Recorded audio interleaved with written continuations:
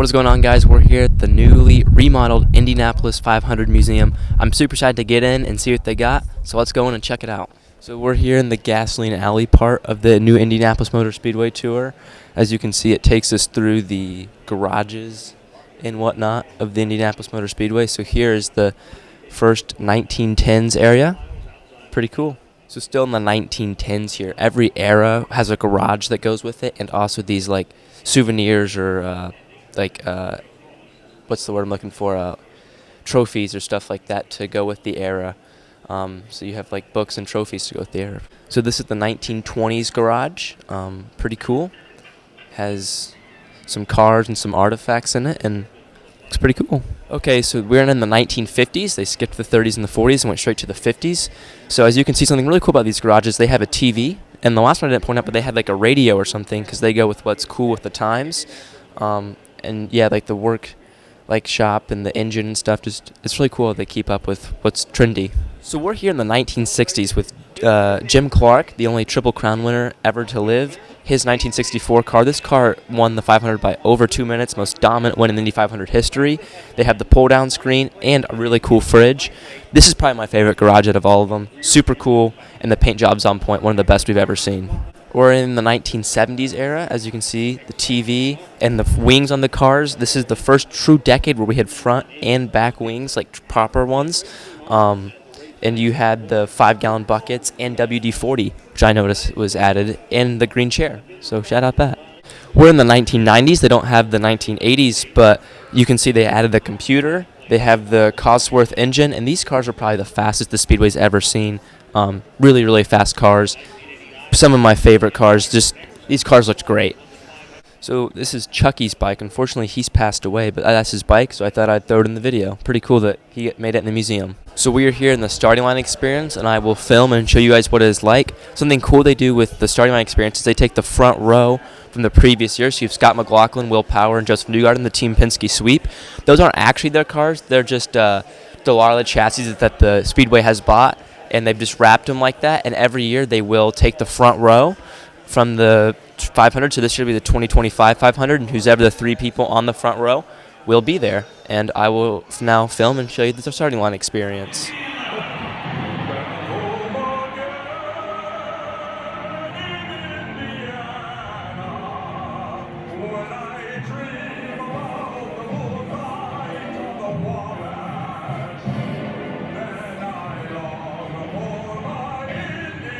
It's going to be coming up very soon when these cars jumps. Don't get scared.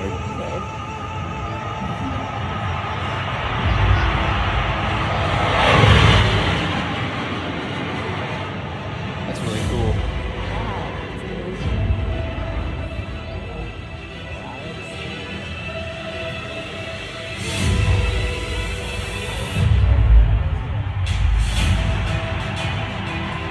Welcome to the 300,000 fans that are here today to witness the greatest spectacle in motor racing, the Indianapolis 500. Drivers, start your engine!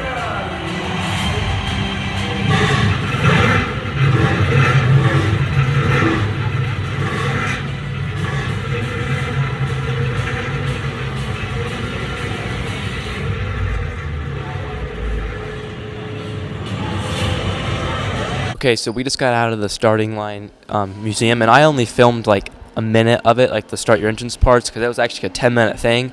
And I want this video to be an hour, so I didn't put all of it in the video, so I just filmed that little clip. But you got to come here, check it out. That is amazing. I just filmed my favorite part and put the best part in there. Hopefully you enjoyed that, but you have to come and see it for yourself. This is amazing. So we are in the winner's circle, so every car in here is a winning car. This is the first one in 1911 with Ray Haroum. As you can see right there is the famous board winner trophy. With every driver that has won, their face gets on that trophy, and this is the first car that won. And a personal favorite one for me, that's Dan Weldon's car that he won the race in 2011 right there. That's probably one of my all-time favorite cars. It's cool, and one of my favorite drivers. This is really cool. So something really cool they have with the trophy is you can explore the winners. So you can just click Explore Winners and click a random face, and it tells you about the person, driver, year, and car. So that's pretty cool. So this is the last car I thought I would show in the winner's circle, because the rest will have to come and see, because this seriously video would be an hour if I showed you every car.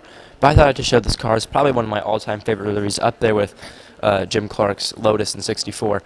I just like the Johnny Lightning livery. It's super cool. I mean, it even looks like it was hand painted. You can see the details here. It just looks like it's something that I could do in art class. You have the yellow and the red, and it's not like perfect, and that's what I like about it. But this livery is just sharp as anything, and it still has like chips in the paint from the race and stuff, so perfect. This is Tony Hallman. We probably would not have the Indianapolis 500, or it wouldn't be what it was without him, so that is his honor in the museum. So this is actually the original Indy 500 winning trophy, but at some point in the 1930s they switched it to what we know as the Borg Warner, and the reason why is they had a contract, so if a guy won the race 3 times, he actually gets that trophy. And eventually, Louis Meyer won the foot race 3 times to get that trophy, and then they switched to the Borg Warner. So pretty neat, and that is a tall trophy. So we're at the top of the winner's circle, and here they have the fire suits and stuff like that. So this is Joseph Newgarden's fire suit from, it looks like 2024. They also have his winner's jacket.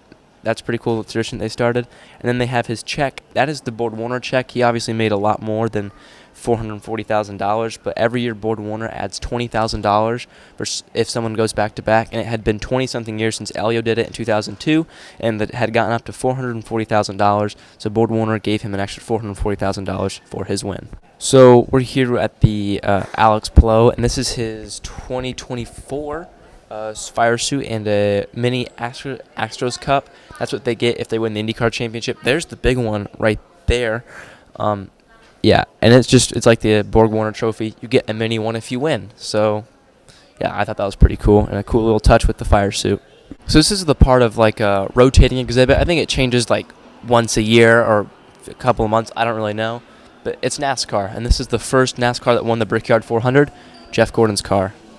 This is just a really cool purple 91 car. It's always a standout car. David Land's favorite car of all time. Fun fact, I'm assuming, but there you go, purple 91. So this is probably the coolest part of the winner's circle area. It's the 4-time room. You have AJ Foyt, Al Unser, Rick Mears, Elio Castroneves, and you just have like some of their cars, or at least one of their cars, fire suits, and a little history behind them. Like, but right back behind you is AJ Foyt's car. Over there is Unser's car, and I believe over there will be Rick Mears and Elio Castroneves. This is AJ Foyt's stats: 4 wins, 4 poles, 35 starts, and 545 laps led. This is one of his cars, and a fun fact, he also has the most IndyCar race wins and 7 championships. So that's cool in AJ's. Let's head over to Al Unser's part. I know this is his 4th win, a very iconic. He actually wasn't even supposed to be driving this year in the Indy 500, but Penske just dropped him for the full season. They had a driver get hurt, and they needed someone to fill. He didn't have a ride. They put him back in the car basically a month before the 500, and he ends up winning his 4th 500. He has 4 wins, 1 poles, 27 starts, 644 laps led. He's right up there with AJ, and I mean, obviously these 4-time winners are the best 4, but I mean, great driver. Definitely one of the best to ever do it. Now let's head over to Mears and Castroneves over here. They're over here in this part of the area. I guess we're doing a little walking vid, aren't we? So this is Rick Mears. He has 4 wins, 6 poles, 15 starts, 429 laps led. Something I'm really impressed is all these 4-time winners have like 20 to 30 starts. He did it in 15, which is why I think he is the GOAT of the Indianapolis Motor Speedway. And this is one of his cars, very, very famous car. And now let's head over to Elio. So this is Elio's stats: 4 wins, 4 poles, 24 starts, 326 laps led. And that is his first ever winning car, the number 68. Really weird to me, but that is what won him his first 500 back in 2001. We are entering the Penske Gallery, and I assume this is just going to show the Penske history of the Indianapolis Motor Speedway. So for every window is every year Penske has won this race. So he'll have 20 windows of every driver. I'm right outside the 1979 win for Rick Mears, and yeah, this is really cool. It looks like you have another Mears in 84. I mean, this is pretty neat. This is the 1985 very famous Denny Sullivan spin-and win. I thought I'd do a gig here with his window, because very famous win, spin and win. So another thing that's super, super cool with this Penske exhibit is they have fire suits. I don't know if it's every win. Like, they have Joseph Newgarden's 24, Pagenaud's 19, Will's 18, Montoya's 15. I mean, they might seriously have. I think they seriously have every Penske driver's fire suit, and then behind you also their helmets, which is really cool. So let's go check out the helmets. So as I said, with the fire suits, they also have the helmets. Here's Rick Mears, Emerson Fittipaldi's, Al Unser Jr. with their baby Borg. So that's pretty cool. So this is a Penske's Mercedes-Benz engine, probably known as the greatest engine ever made. So that's pretty neat. Yeah, I just want to say that's the greatest engine ever made, and I think it's really cool that they have a car, and it's right there. So I don't know if a lot of people know this, but in 1995, Penske did not qualify a single car for the Indianapolis 500.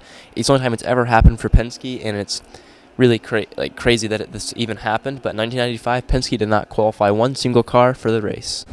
Okay, so this is something really cool that they've done. They have like a room where you can like dissect the car, and it shows you what part does. Like people over there are controlling it, and they're showing them what the car does. And it's also like a little kid room, so they can play around with the car, and they also have simulators over there. So it's a really cool room. Here's the car, and that's like what that screen goes to. But that's the car that everyone is dissecting, and they can see what it does on those screens, which is really neat. Okay, so we just came from that room. It was super fun. It had like stuff where you could train like a driver, you could sim, you could do pit stop challenges, and it had like the reaction time. Super cool, super fun. And now cut to us doing the pit stops.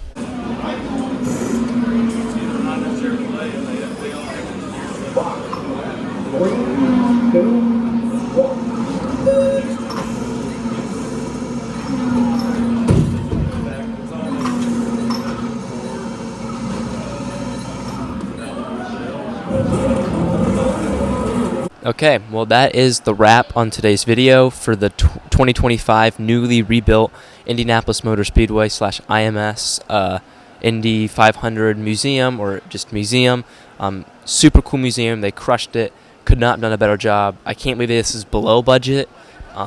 Yeah, they crushed it. I mean, this is dope. Everything about it is so cool. Super impressed, and thank you for watching, and subscribe.